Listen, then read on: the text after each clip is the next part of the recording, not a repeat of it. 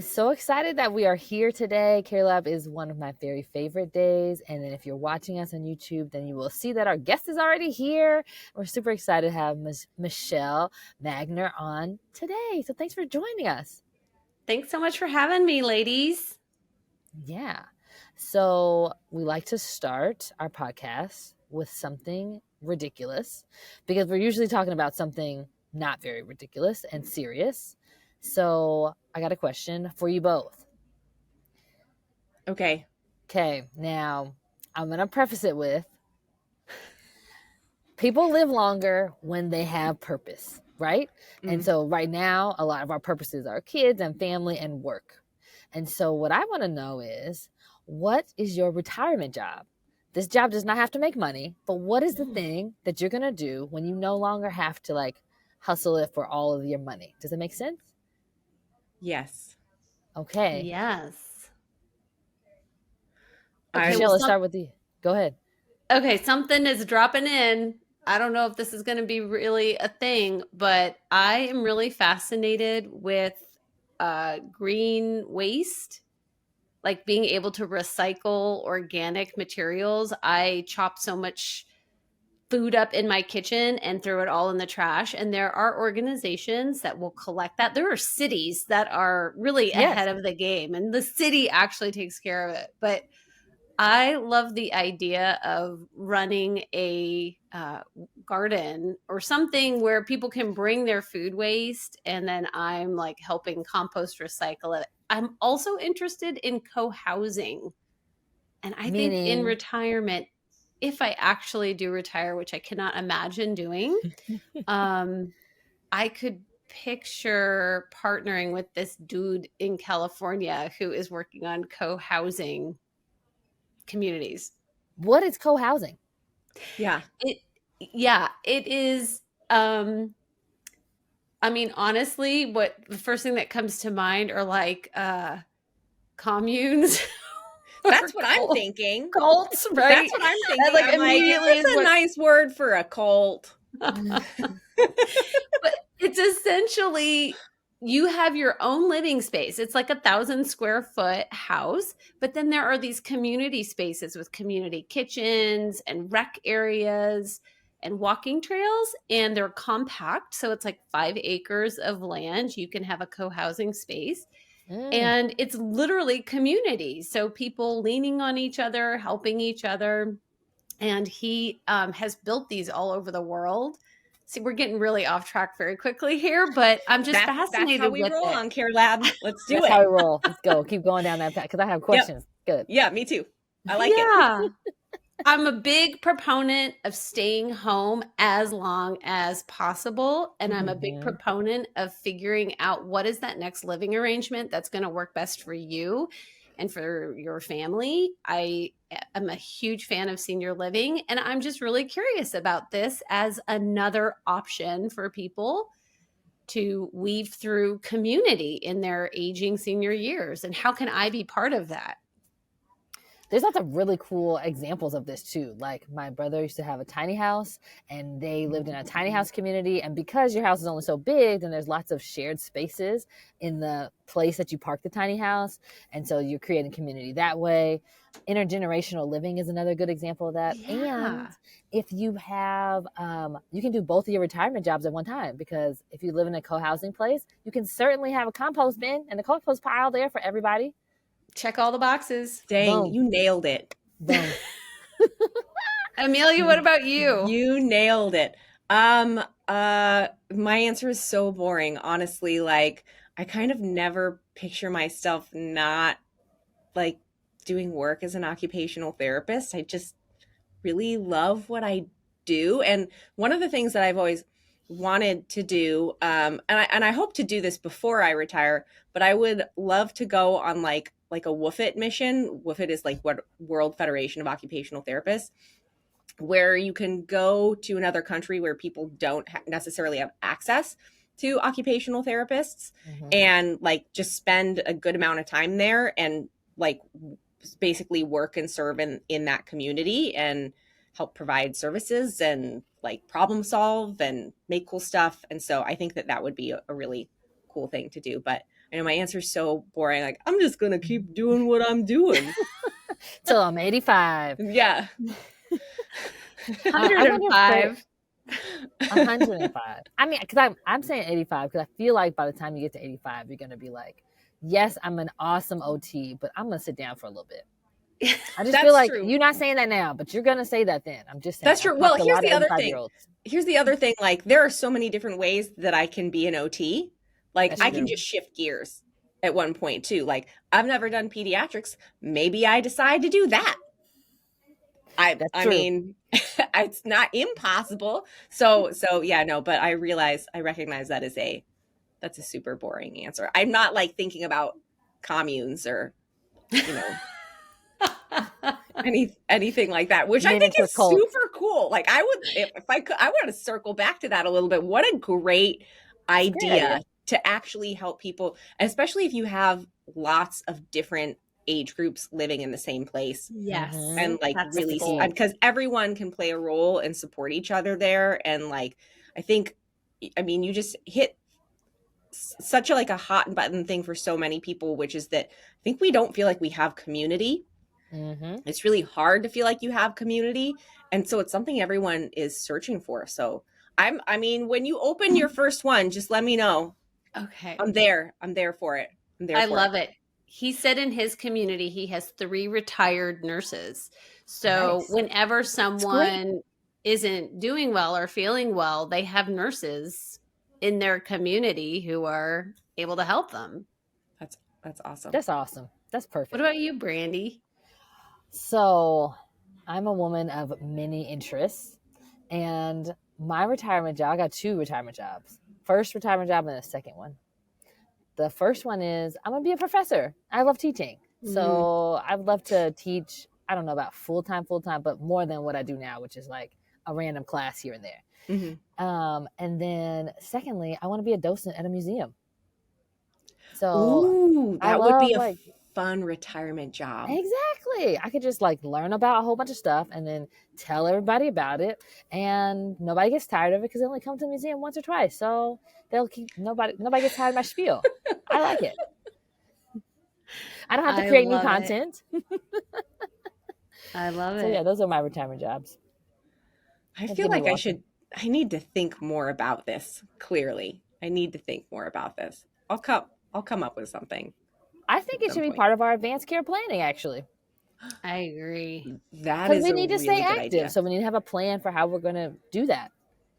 Yeah, because it's when people don't have meaningful, productive, you could call it work, you could call it whatever you want, but when people don't have a way to spend their time that feels meaningful and productive, that's when we really start to see significant levels of decline. If you look at all the folks who are like living well, aging well into their 90s, into their hundreds, it's folks who have things to do that they like to do that keep them engaged, you know? So whatever that is, there's no like one thing that is. Or any like, you got to do this or this and then you'll be great. No, it's just like having a reason to get up in the morning. Yep. Absolutely. And often in service to someone else. At every age, people can be in service to someone else. Yeah, definitely. Yeah. Well, thanks for indulging me. And I know it seems backwards, but now we got to meet you a little bit about what you want to do in your commune composting life. So let's talk about what your actual bio is now.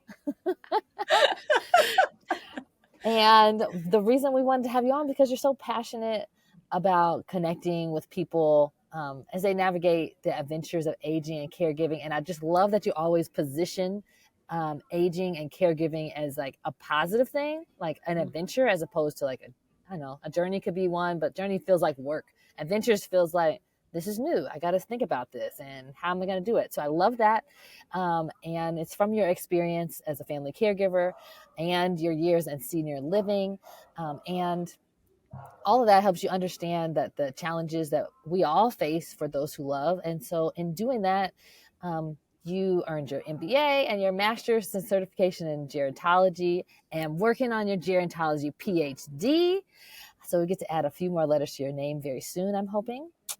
And you're a certified life coach and dementia practitioner. And I think the thing that is most interesting for our listeners too is that you continue to share fresh content and ideas through your Inspired Caring podcast. We're just a little baby new podcast, and your podcast has been around for such a long time, providing such good service for everyone who listens in. And so we're excited to have you on. Thank you for coming. Thank you so much for having me. I feel like we've all known each other for a really long time. Even though it's been fairly short. Yes, yeah. Plus, sometimes you just connect with people like that, and isn't that the best? I just love that. And the world is very small. So, like, you're about to be an adjunct professor at Creighton. Creighton is my alma mater. And so you're about to be a Blue Jay. Go Jays. So, yeah. I'm really excited about that class. I am teaching the long-term care administration class, and it's really my hope and desire through this position is to get young people excited about wanting to be in our field and our industry. It's a really diverse ecosystem on how we can take care of each other and take care of seniors, which we have to remember seniors aren't them. It's like not a separate, different group of people. It's literally you and me in the future, like we were just talking about. I love how you open in the future. Like it's going to be here before we know it, probably. So yeah, absolutely. So I'm very excited about that and to see what solutions we can come up with to some of the big issues that we're facing. Yeah. Is that a new class, or what kind of students are you teaching that to? It is part of the Arts and Sciences program at Creighton in the Healthcare Administration program. Gotcha. Awesome. Yeah, I was thinking that too when I read that was the title of the class. I was like, that sounds interesting and something I should have taken.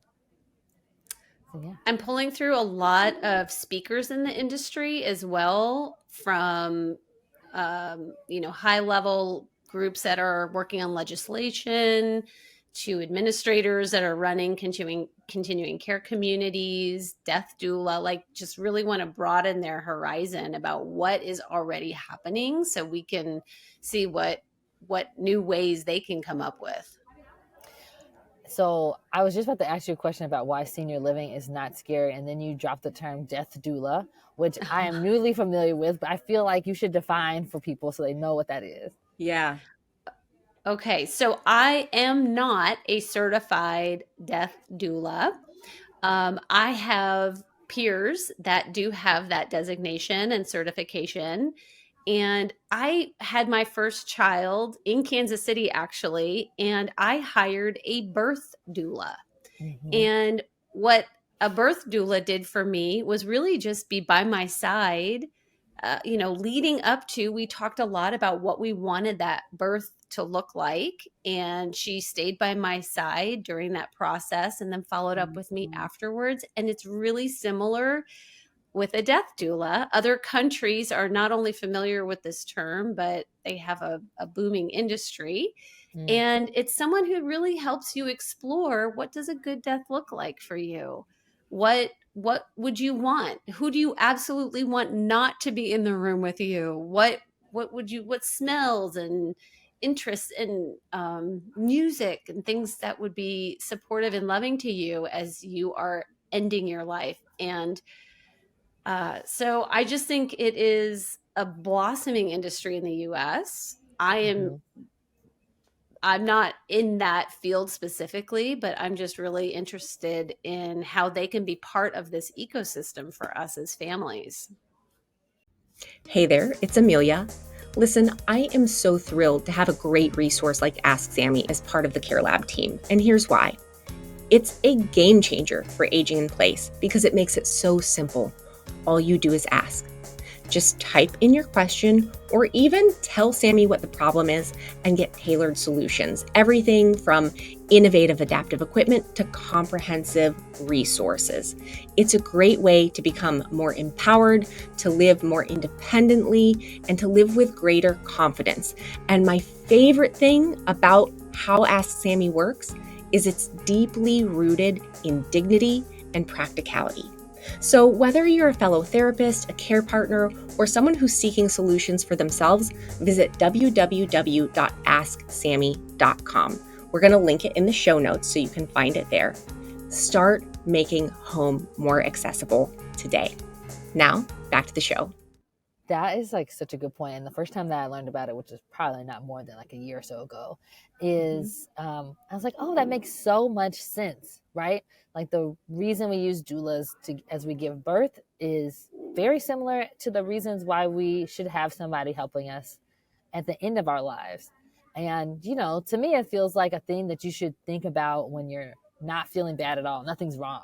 Because then you can like be maybe not reflective because this hasn't happened yet, but whatever, forward thinking, I guess, about what kind of experience you would want to create in a similar way to like as soon as you get pregnant, you might make a birth plan.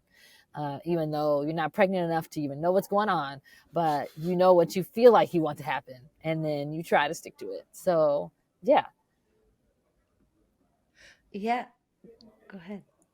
So not to derail the death doula conversation, because I do think like it's a very cool idea, and I've seen it just explode actually. Yeah. Where I am in DFW, like it seems like it's all over the place, and nationally I think it is, and which I think is a wonderful recognition of the fact that we should make the end of someone's life really good if we can. It's an important moment. It's like, you know, other than being born, it's probably the second most important moment of your life. So we should probably make it really good. So I don't want to like totally derail that, but I do want to ask you, Michele, because like you have you have this really incredible journey, I think, that you have been on. Like you have so much knowledge and so much expertise, and like you have like degrees and you teach and you do all this stuff. Like how did you get to where you are now and being the advocate that you are now?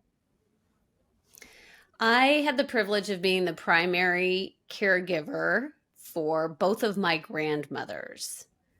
And people who are primary caregivers know what that means. We use that language, but really I was the granddaughter who lived in town with both of my grandmas, and I was happy to help as they were aging and things were clearly shifting in their lives. And ultimately it meant that I had that power of attorney for both of these ladies and help them through the last 5 to 7 years of their lives. And then it rolled into actually us moving our family up to Omaha because my mother-in-law did end up with a dementia diagnosis. And then my father-in-law ended up with terminal cancer. So I have walked as a caregiver, an unintentional caregiver to 4 different family members. And then I've worked in senior living for 7 years, which provided me the opportunity to work with just hundreds of families over that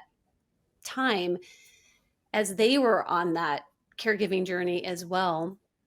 And it's been really just a really rich experience for me emotionally, because it's such a vulnerable time. And to your point about end of life, you know, there's, I believe, 5 phases of caregiving.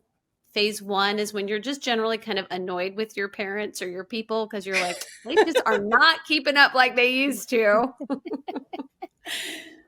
I refer to that as stage 1, general annoyance. General annoyance, frustration and annoyance. And the reason I do count that as a phase of caregiving is because you are observing a shift. Like there is a shift in how things have been, and that is the beginning of where you are headed through end of life, which is stage 5. Stage 2 and 3, those phases, people are intervening a little more, helping a little more, trying to pull through some additional resources and support. And then phase 4, people are typically drowning. That's when they really begin to struggle because they're overwhelmed, their bandwidth is shot. It's just such a they're doing everything for the person they're trying to help. So that's the background has been family caregiving, senior living, and then really being an observer of just this process that we go through, and then creating work to try and support people along the way at every phase. But what's phase 5? Did you not say phase 5? Oh, yeah. Stage 5 is that end of life. Okay. So hopefully by stage 1 or phase 1 is when you're generally just annoyed. Phase 2 is when there's usually a medical incident. Usually OTs are involved at this point. There's a medical incident or illness or maybe a surgery, but it's short term. Everybody's happy to help. We're jumping in, we're problem solving. That next phase, phase 3, is when there is a significant situation that has occurred that is going to require some new decisions to be made for someone. And that is a really challenging phase. That's when we're really struggling as family members to get on the same page. That is when we don't agree on timelines often. And then stage 4 is where that burden, that caregiver burden and strain, is really being shouldered primarily by one person, because we've talked about how things have changed over time. We're spread out now. So oftentimes it's really just one family member that is burdening that caregiver role. And then that end phase, phase 5, is that last 6 months to a year of someone's life, where hopefully we can move into acceptance, reconnection, and just really creating a beautiful end of life for somebody. I love how you lay those stages out. Mm-hmm. Honestly, like, it's so easy to relate to. And I think that most people don't think about, caregiving as something that breaks, kind of, that is like broken down like that. It's just like, I'm a caregiver, I'm a caregiver, I'm a caregiver this whole time, right? But putting it into those stages, I think, is really, really helpful for people to kind of figure out where they are, but also know where they might be headed to, so they can start to maybe, like, okay, right now I'm a stage 1 caregiver. Knowing that I'm a stage 1 caregiver, that helps me to maybe make some plans now for when maybe I'm a stage 3 or stage 4 caregiver. Okay, now I'm clearly a stage 4 caregiver. How can I best manage this situation to make my transition into stage 5 caregiving easier? I've never really heard it laid out that way, but like, something with the way you said it, honestly, just really landed for me.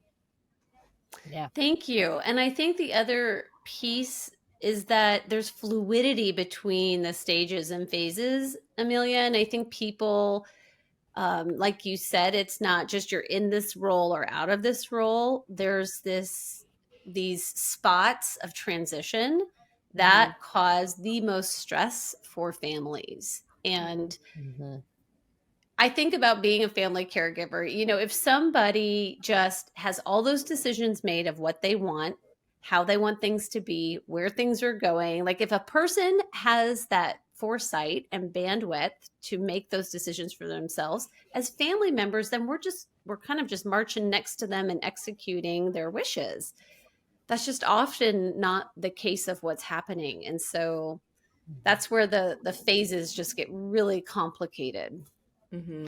And I'd also argue that people who are in the phase 1 don't identify themselves as a caregiver.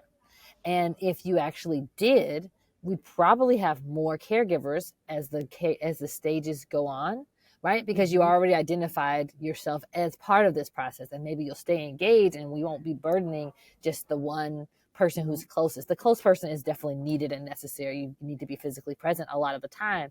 But there's also so many things people can do that are not there. But you need to have this recognition that you are part of that. And the phases help kind of lay that out, which I think is really awesome. So I think that, like, you having all of the experience that you have, and the knowledge and the training and the education that you have, it must really inform the work that you do in senior care and senior housing. Like, how do you have an example of how you've been able to, use this breadth of experience and knowledge that you have to really make positive impacts in, like, the senior housing world that you're a part of? Absolutely. So, one of the things that I realized when I worked in senior living is that a lot of times when I would hear families in conversation with their loved one, you hear don't you remember, mom, I told you I was going to be here. So we hear a lot of remember, I told you. There's a lot of really just making people feel bad for being in their physical state or condition that they are in. Mom, you got to And exercise. How come you're not doing the work? How PT came? How come you didn't do it? That kind of thing. right, why Yeah. didn't you participate today? Or, Yeah. you have to do this or you're just not going to get better. So Yeah. that's what has led me to pursue studying aging further. Why are we aging so differently? What are those factors that contribute to that? But really, it was understanding that it is fear and sadness that are those undercurrents that family members are experiencing. And so it has completely informed all of the work that I'm doing. And I put together a program, a membership program for senior living communities to subscribe to. It's an annual membership, and that allows them to provide these support services to their family members who have a loved one in their building. So the fear, the sadness is often like an alphabet soup of guilt and shame and resentment and anger. And there's also some joy. You mentioned earlier that there is a positive spin and aspect to this. And I think once we can move down this ladder of acceptance, like the faster we can move down that, the faster we can get to being in the present moment with our family member and experiencing those moments of joy together. Because Okay. people continue to have value and add value to our lives at every age. I think so much of the struggle that I have seen in people through like my work in practice is struggling to hold on to things that aren't there anymore. It's struggling to hold on to the past or the way that it used to be, or being so worried about the future and what's going to happen that they can't be there in the moment with the person that they love. And I realize, by the way, like from an outsider looking in, it's very easy for me to say all that. It's a different story to actually like be in the moment and actually let things go and just be there. I'm not saying that that's an easy thing to do, but when we can do that, there are such powerful and profound moments of connectedness that we can have with folks, even if maybe they don't necessarily remember exactly who we are, or even if they're not physically capable of sitting up and wrapping their arms around us or whatever it is. Like those moments can just be really, really profound when we can find that connection by just being there and accepted. So again, like I think your stages and the way you think about that is just so helpful. Thank you. I recently was at a retreat and they talked about, worrying about the past or worrying about the future or reflecting on the past. And they said it's like you're in this time warp when that is happening. Since you're unable to be in this present moment, we have that control and that power to actually control our thoughts. Our thoughts aren't something that are just happening to us. We are the ones generating them. Like, I think we lose track of that, that those thoughts that are dropping in, those are not just from someone or somewhere else. They came from our brain. So we get to decide in that moment and make the choice. I call it wake up, pay attention, and choose, so that we can have a better outcome in this moment. To your exact point, we look at someone that we love and we expect them, our expectations are mismanaged. We expect them to operate the way they did 5 years ago, 6 months ago, 10 years ago. They're a different person. And the faster that we can move into connecting with where they are at, meeting them where they are at right now, the faster that we are actually going to feel better. If we keep banging our heads up against a wall, expecting them to respond a certain way or be a certain way, it's just going to wear us both out. It's interesting. My dad and stepmom are out in California and my sister is out there. And I go and visit a couple times a year. And it was like 3 years ago when they were talking about and bringing up me as a teenager, which is a fun topic because it makes them look really good. I was not the easiest teenager. And I thought, oh, we're in a dance here. Like, they're going to talk about what a pain in the tush I was as a kid. I'm going to defend myself. Like, that's going to be our little dance. And I made the decision, I actually would like to show up differently to this conversation. And I was able to redirect the conversation into some great lessons learned and some experiences that I've had as a result from my childhood. And it was just really interesting to see them shift energy and to see them shift gears. But I realized I can't go out there and expect them to be or do different. Like, I just can respond in a different way that will better serve us in our relationships right now. Care Lab listener, I have a question for you. If someone you love was going to hire a caregiver, what qualities would you want that caregiver to have? You probably want them to be reliable, trustworthy, kind maybe, just a generally dependable good person, right? Second question, would you also want them to be trained? I'm going to guess the answer is an emphatic yes. Okay, third and final question for you. Do you think it matters who provides that training? Like, is it cool if it's just anybody? Or would you want that person providing the training to be a qualified expert? Assuming you do, in fact, love this person that needs a caregiver, you probably want the expert, right? Well, that's what Higher Standards Caregiver Training does. Higher Standards Caregiver Training provides 100% occupational therapist-led training for caregivers. Caregivers get taught everything from gold standard foundational skills for transfers and activities of daily living, all the way up to how to deal with specific diseases, injuries, and illnesses. And most importantly, they are taught these things in a practical way that enhances the participation of the person being cared for, and it protects the safety of everybody involved. Why? Because everybody deserves a higher standard. Find a course for individuals or learn about training for care organizations at higherstandardscaregivertraining.com. I love the way you put that, because in the occupational therapy world, that is called therapeutic use of self.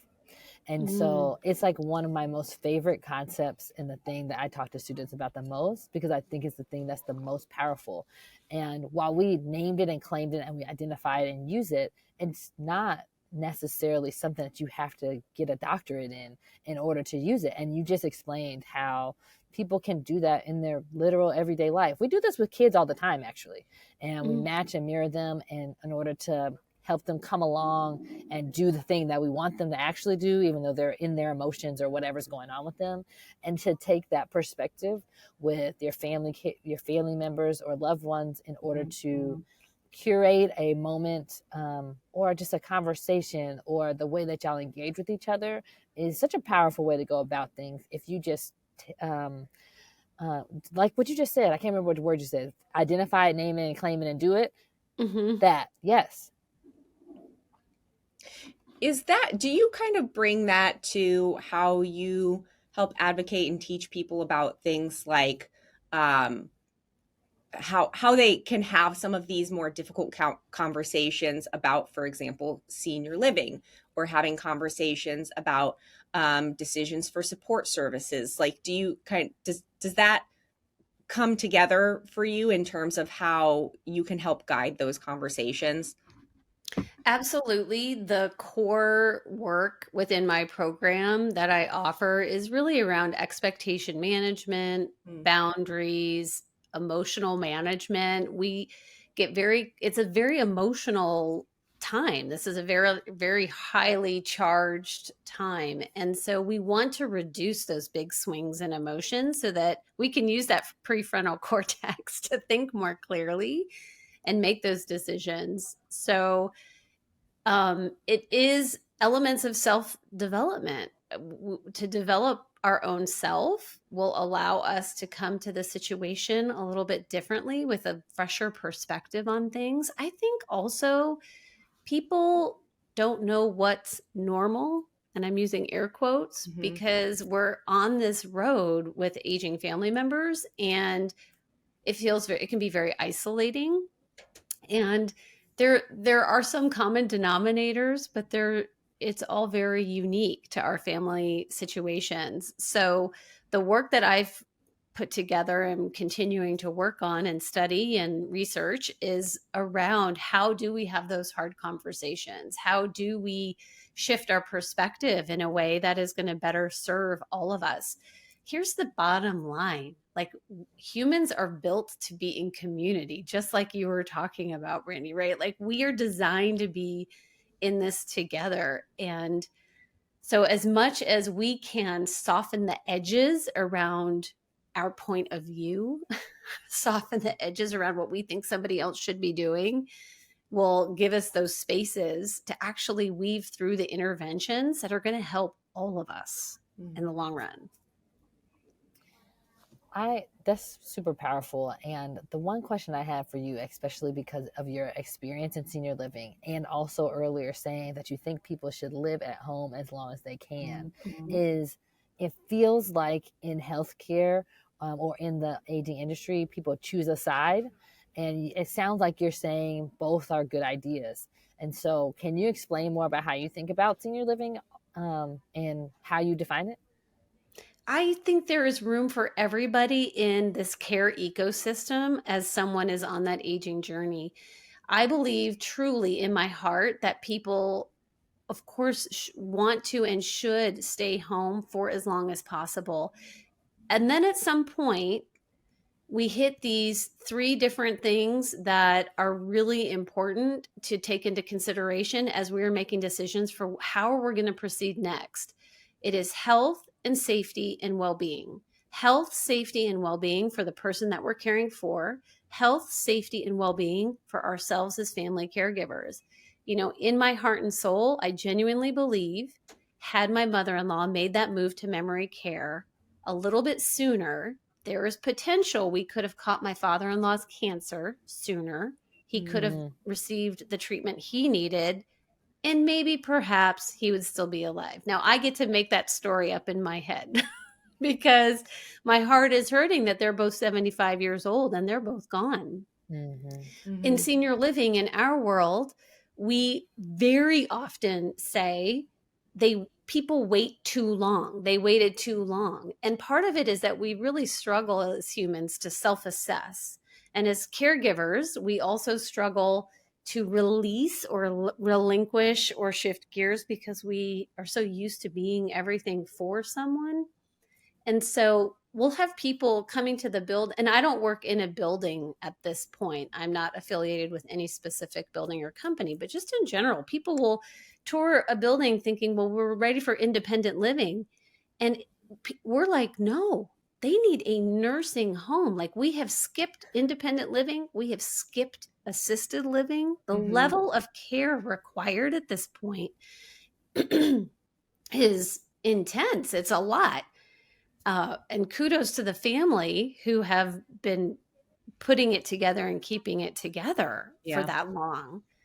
But really, it's planting seeds here and there. What do you think? What do you want? What would you like your life to look like 3 years from now? Like, what feels realistic? What feels good to you? How can we as family members support you in what you desire? Or just some gentle ways to start talking about it and have the conversation. I always say dropping dead is not a plan. It's a thing that might funny, happen, but I've it's had not a people plan. tell me that's their plan. Of course, like we all want to wake up dead.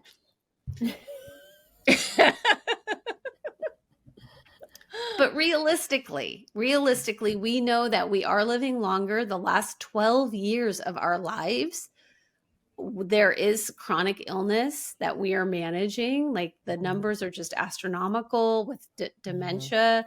There's over 80, maybe 100 different conditions, diseases that can cause the symptom of dementia. So it's just important to think. It is important to think ahead, and not everybody is a planner. Did I answer the question about the senior living? And I have done some little reels on Instagram inside buildings just to start, kick open the door, the front door. What does it look like in there? What's happening in there? So that we can not feel so afraid of the idea. Yeah, I think it all comes down to, I think one of the reasons that people are often afraid to go into senior living. And I say this as someone who, as part of my profession, I help people to age in place as long as they want to be there. I think that one of the things that can be challenging about staying in someone's home and in the community that they've been in for 30 or 40 or 50 years until all the way to the end of their life. And I'm not saying it's not the right thing for some people. For some people it is. But the community tends to start to change around that person. And all of a sudden the support system that was there, that was built into their community, has moved away, or maybe it's passed away, and then they become more isolated. And I think one of the real beauties of going into senior living is that you can build a community within senior living to still have ongoing socialization, to have an ongoing support system that's outside of your own caregiver or your own family, right? And so I think that when we're having conversations about what people want their lives to look like, if being in a place where they have friends, where they feel supported, where they can socialize and, have a meal with friends or family or whatever and make that easy, then we have to talk about how those things are going to happen. And if and when that's going to need to transition from maybe the house where they've lived for 30 years, maybe it's easier at a certain point to go into, you know, like a continuing care retirement community or something like that, where they can still have those needs met, maybe just in a different location. So sometimes it has to, the point I'm getting to in my long-winded way as usual, is that it's more about what people want their quality of life to look like, and what does that actually mean? What things are you doing to have a high quality of life, and where can you do those things really and truly and realistically? Yeah, exactly. And that does go back to that well-being piece of that formula. And what people will say is, well, I don't like people that much, or I don't want to be around people that much. And what they're actually doing is sitting at home on the couch watching TV. And social isolation is incredibly detrimental to our aging journey, our own aging health, and our our health and well-being.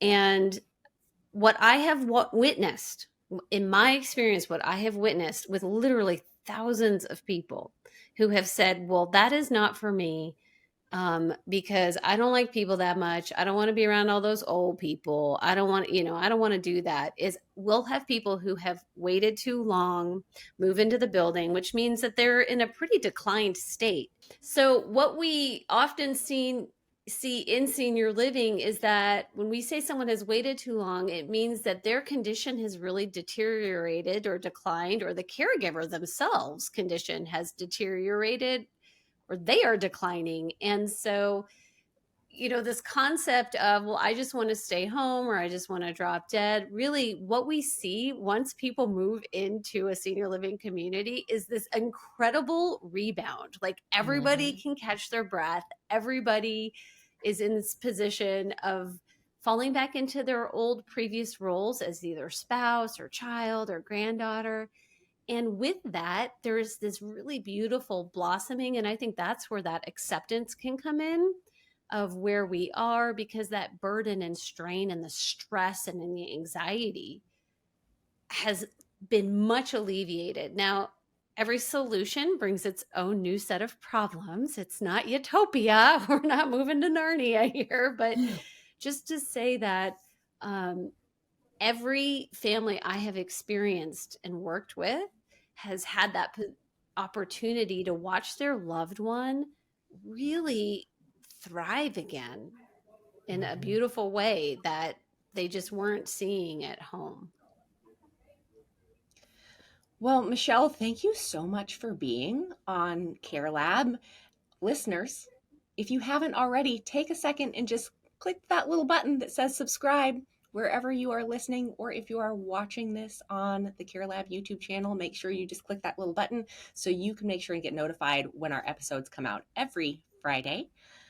Michele, thank you again so much for being here. You are just like this wonderful fount of wisdom and knowledge. And where can people find you?